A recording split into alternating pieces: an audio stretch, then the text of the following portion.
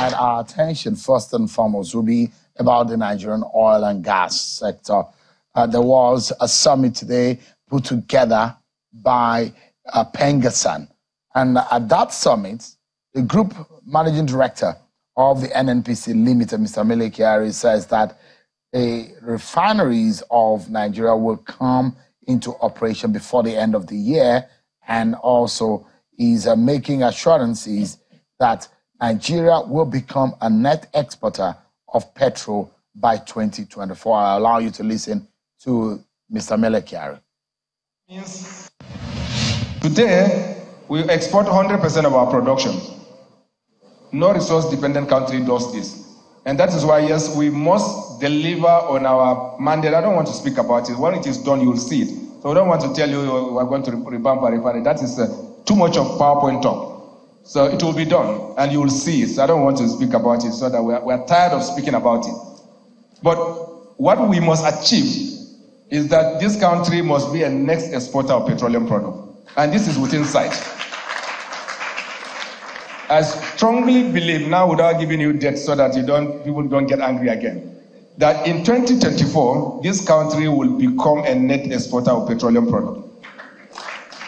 The meaning of this is that you will have sufficient volumes in country, and that you will have a delta that can leave our country. Right. But, you know, he had made some statement, and I think he's also aware that dates, timelines have become a problem, especially in delivery of some of these things. Nigerians have been given dates on the delivery of refinery, for example, and what has happened. Now, one other thing that the man, which is Mr. Mele Kyari, earlier today, had also clarified. He has said that there will no longer be the kind of sole importer of petrol into the country, that is the NNPC. But he has said foreign exchange issues have not allowed private companies to import petroleum products. Let's get some insight on this. On the program tonight, also with my guest, Mr. Tonye, who is a founder and a former group executive director of Sahara Group, an energy company here in Nigeria. He's the governorship candidate of the APC in the Rivers governorship election in 2019 and 2023. He joins us live on the program tonight to discuss this issue. Thank you so much indeed for coming tonight. Always a pleasure, Sean. I'll take you up on what is your forte, what you were known for as a professional before we go into politics. And when the group MD, the GMD of the NNPCL come forward to say Nigeria will be the net exporter of petrol by 2024, as much as one wants to get excited, you want to caution yourself to say, this is not the first time that we're hearing it. But he has put a date to it, although we don't know when in 2024 that will happen. What are the indicators that will make us know for sure that Mr. Mele Kyari have those dates intact? One of the things he said was that I don't want to set dates. What he's trying to do there is to make sure that he does not overpromise and then underdelivers, especially because we have become so skeptical as a nation on things like this. But there are three things that you should look out for. The first aspect of it is what you will be seeing with the private refinery on Dangote and when production starts. That's key. It's one of the fulcrum with which we have been standing on as a nation. So that's very, very key. The second aspect that you should be looking at is the turnaround maintenances that have been going on with the three refineries in Nigeria. It's been on for a while. It didn't just start now.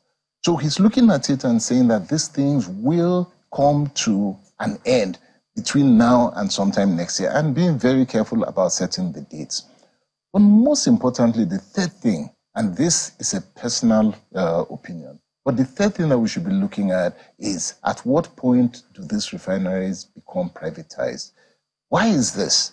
Because one of the key things that we must begin to look at in ensuring that we're not just net exporters, but that we stay sustainable moving forward is the privatization of some key sectors of our economy, one of which is the petroleum sector.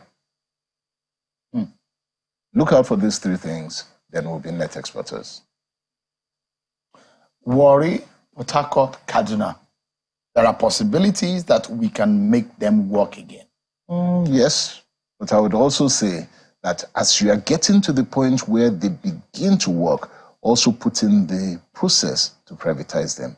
If not, you will just get up and you come Do we back even again. have a choice? We didn't have all the monies to make them, to fix them. We've gone out to ask private interests to come and invest and fix this, and they will run it for certain years. So it's actually out of our hands, not entirely, not 100%. From the conversation I had with the former Minister of State for Petroleum, some of the agreement they entered into is how they will run these refineries and fixing them.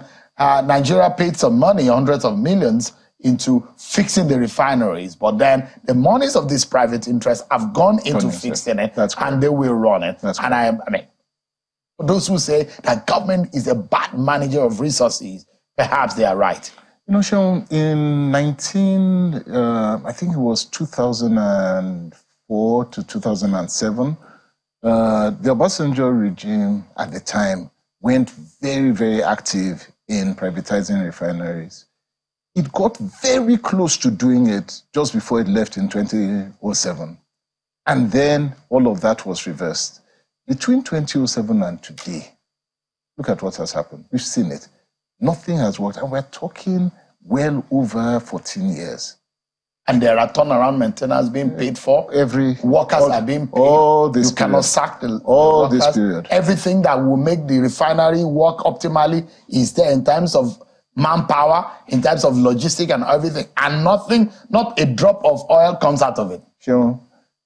Between 1999 and today, if you count how much we have paid in subsidy, count how much we have paid in imports, count how much we have paid in turnaround maintenances, believe me, you would have built 10 of those refineries. It's been a waste. It's been a shame on us as a nation. National shame. National disgrace. And that's why it is pertinent for this administration to get it right. It's like an athlete that has a lot of shoes but still run barefoot. Exactly. It's a shame, isn't it? So and for several years, 4 refineries, we cannot get any one of it working. But we can. We could not, but we can. And now it's for us to sit down, and I believe Nigerians have started asking the right questions. And that's what we need to ask, which is part of what you're asking. So the Melikari, understanding that if he does not give the right answer, people are going to begin to drag him. And so he's being very cautious, and he says, I don't want to give a date, but I know the indices that I'm working on, and I can be sure that by so time, and he just put it there, 2024, this would happen. That's because of the data he has. But where we are pushing a bit further is that after all is said and done, let it be sustainable. We don't want to go back to the place where we are dealing with subsidies, dealing with imports, dealing with all sorts of things. And we must be able to stop that. Dangote has about 650,000 barrels per day capacity. That's not going to be enough because we consume about... It's not going to be enough. It's not going to be enough to service Nigeria because we do more than 40 million metric tons of petrol every day. And that keeps reducing since the subsidy was removed. Yes. For us to be self-sufficient, that we do not need any importation of petrol, how many of these refineries need to work? What I would say, if you have Port Harcourt refinery working, you have Warri refinery working, you have Dangote refinery working, you'll be fine. So any 2 of them, if you have Port Harcourt and Kaduna, you're okay. If you have Warri and Kaduna, you're okay. So you have redundancy. What you have are 3 refineries with a redundancy. So when one is up and another is down, you're okay. Have 2 of those refineries working at all times, Dangote refinery, you'll be okay. We'll be okay. So we have redundancy. We actually have, in terms of capacity, we have more than we need in terms of capacity. Now we have to bring it in. And guess what happens when you bring private refineries and you bring them in? Expansion. Do you know we have not expanded these refineries for years? And all of them, the technology to expand, the technology to improve is there. The world has gone further than we are in terms of these things. Over the years, 40 years in refining, and we have not expanded? No, come on. If you were Bola Tinubu, the president, what would you do? To make sure that to let the sector know that you are very serious with this kind of business. The first thing is that I will make sure that first, the promise that Dangote refinery will work is done first. Just make sure that's done. I will make sure that everything that has been promised in terms of these refineries and the turnaround that has been given to them, which started with the last administration and the monies for the last administration, that there is no excuse. Give me the date and make sure it's done. I will put consequences to that action. In other words, if you don't get this thing done by so date, there's no coming back. You're fired. He needs to be able to fire people. He needs to be able to wield a big stick. He must be able to. He's the Minister of Petroleum. Is he? He has not announced himself. All right. We have a Minister of State. Okay. But he seems to He's the president. He's the president. And the president can be anything he wants to be. And one of the things that he must be is tough on the petroleum industry. If you look at it, those who think oil and gas, I don't know how we got here. Is it the same Nigeria that was very big on agriculture some 40, 50 years 60 years ago? Nigeria, that the regions were competing on agricultural produce. The north was very vibrant, and the cocoa in production in the south was very vibrant. All of a sudden, we became so lazy that the only thing that we're looking for is oil. And at that point, we built refineries. The refineries couldn't work. We cannot even think and see that gas, the element in that sector, can do us more good.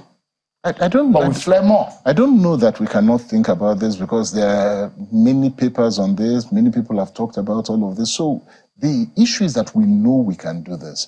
The question at the end of the day is, how do we make sure that the money goes in to do that? How do we commercialize it? And how do we ensure that what we're bringing in or bringing out goes into the industry that we need to do? The papers are there. So let's not belabor the point that we do not know what to do.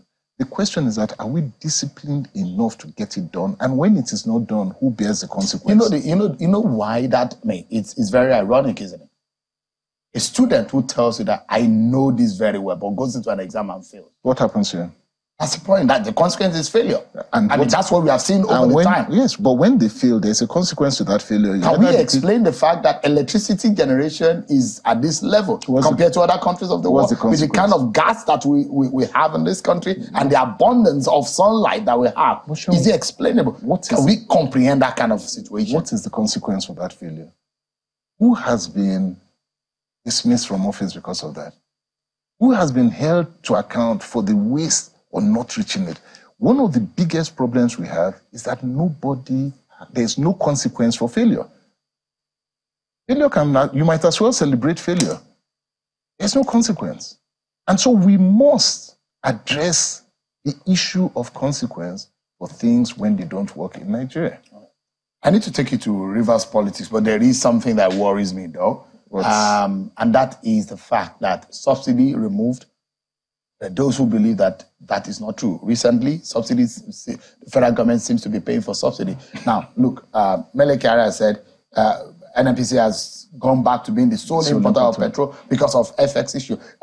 Market forces that were promised will take over.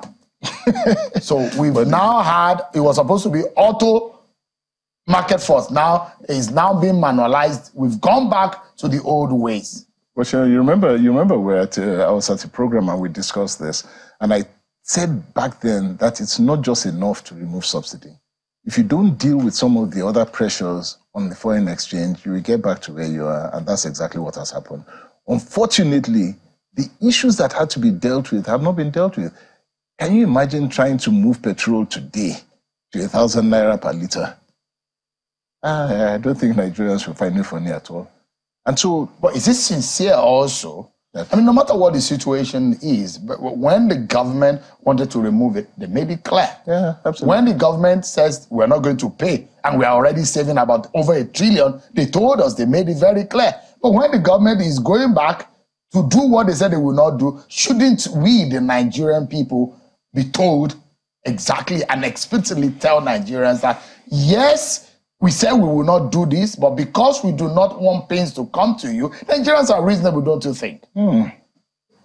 That's a point. I don't know if that has been done or not been done. What I do know is that oil is creeping to $100 per barrel.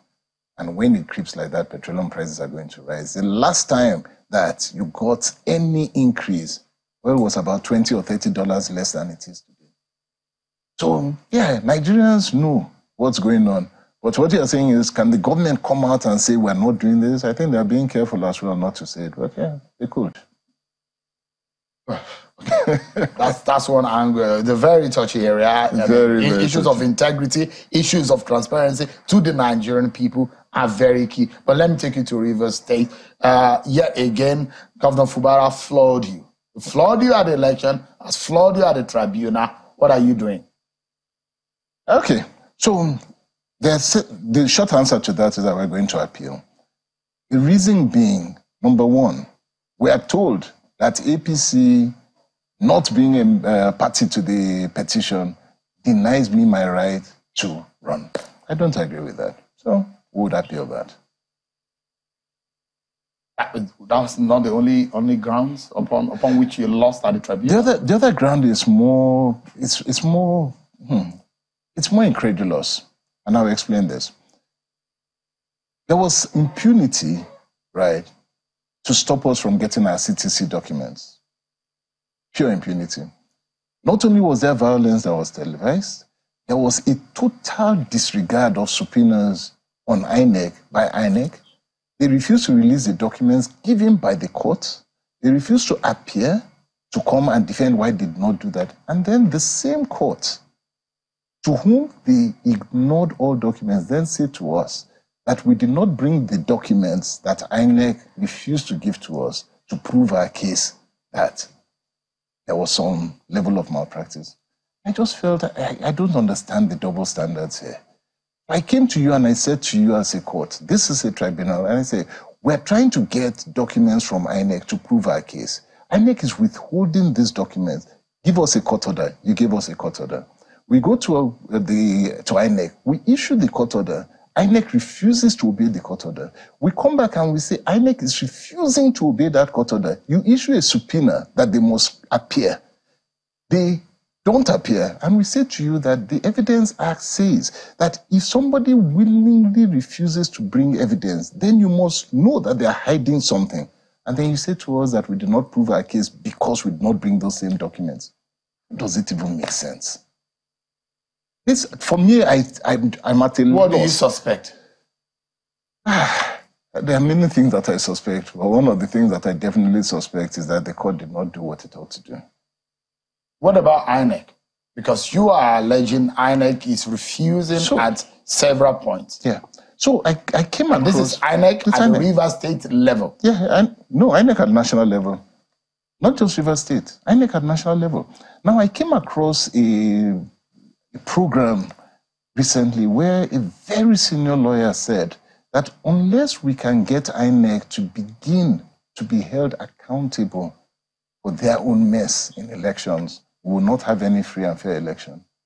Apparently, as I was going through the court system, although we sued INEC, I just realized that INEC does not need to do anything, does not need to say anything. They are already presumed innocent.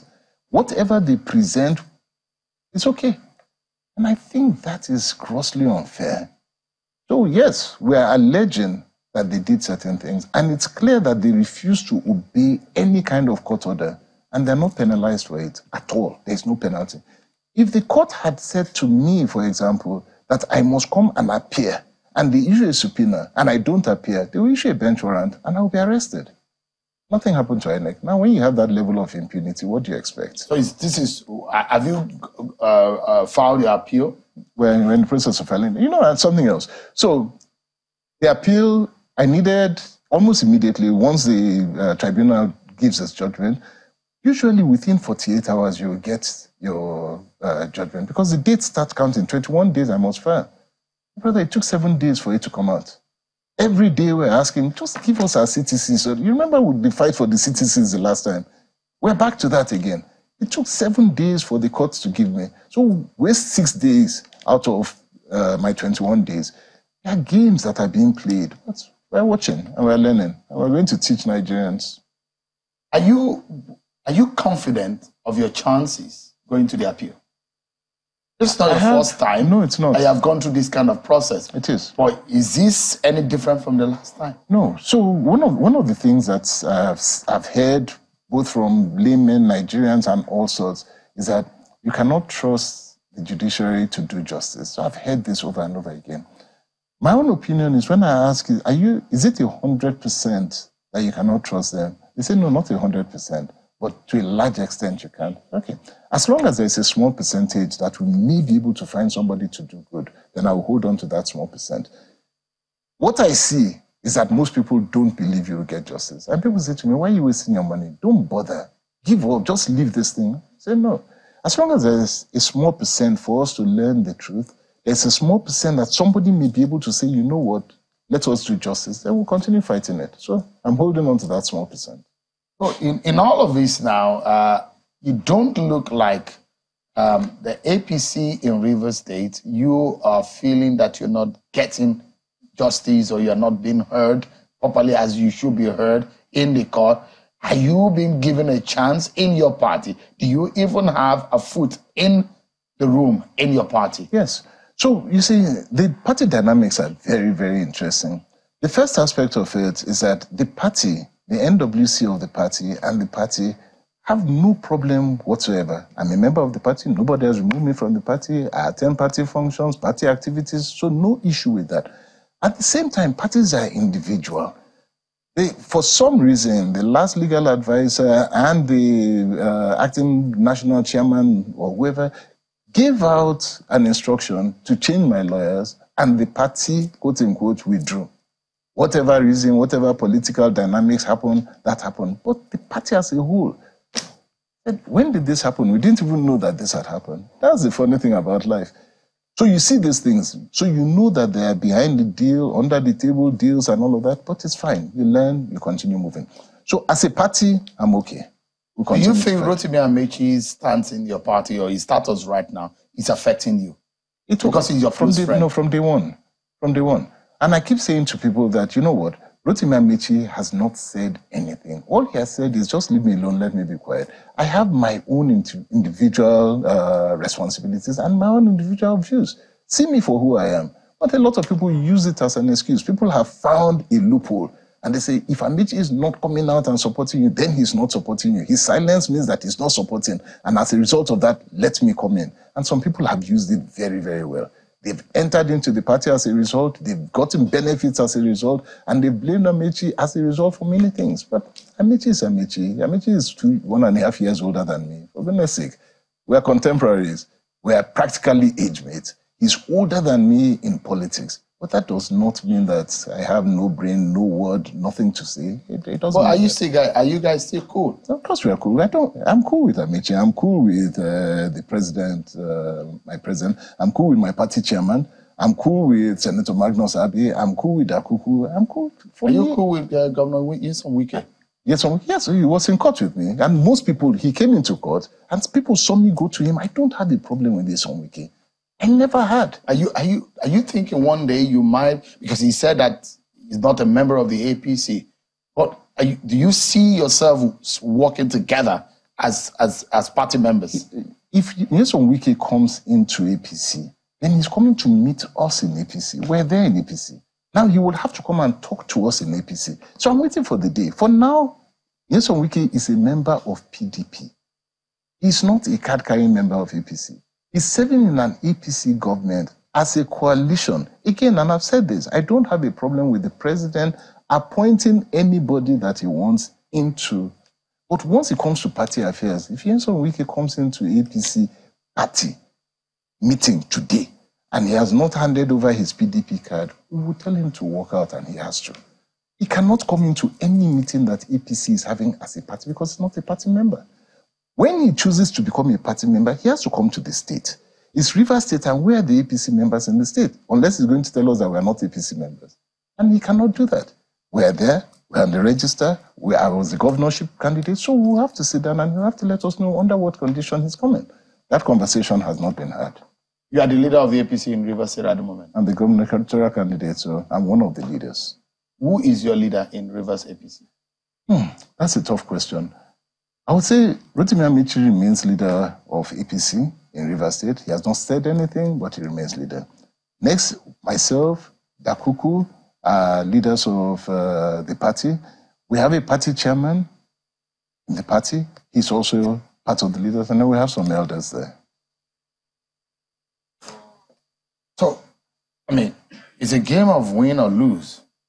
If it goes the way of 2019, would you give up finally about running for governorship in Rivers State? Where am I going? I'm not going anywhere, sure. Will you still run again? My dear, I left everything and gave 20 years of my life for this party, for politics. For me, this is where I am. I'm not going anywhere. It's fight to the finish. I don't know about fight to the finish. No, I mean, fight to finish means that you see it to the very end. Whatever, once this is done, by January, February, we'll be done here with courts, Supreme Court and all. Yeah. If the court decides that it's not me for whatever reason, then we start building the party again and we look forward to 2027. Now, by 2027, the dynamics will come in. The people again decide, like the last time, that Tonye could run again. Most definitely I'll be there. If they say don't run for something else, then by which time you'll be about almost 60 then. Yeah, roughly. Yeah, and you probably will have grandchildren. Definitely. Can't wait. Tonye, thank you so much indeed for your time tonight. Always good. Rivers APC governorship candidate and the co-founder of Sahara Group, an energy company in Nigeria. Thank you so much indeed for your time. Thank you, Sean. I appreciate it.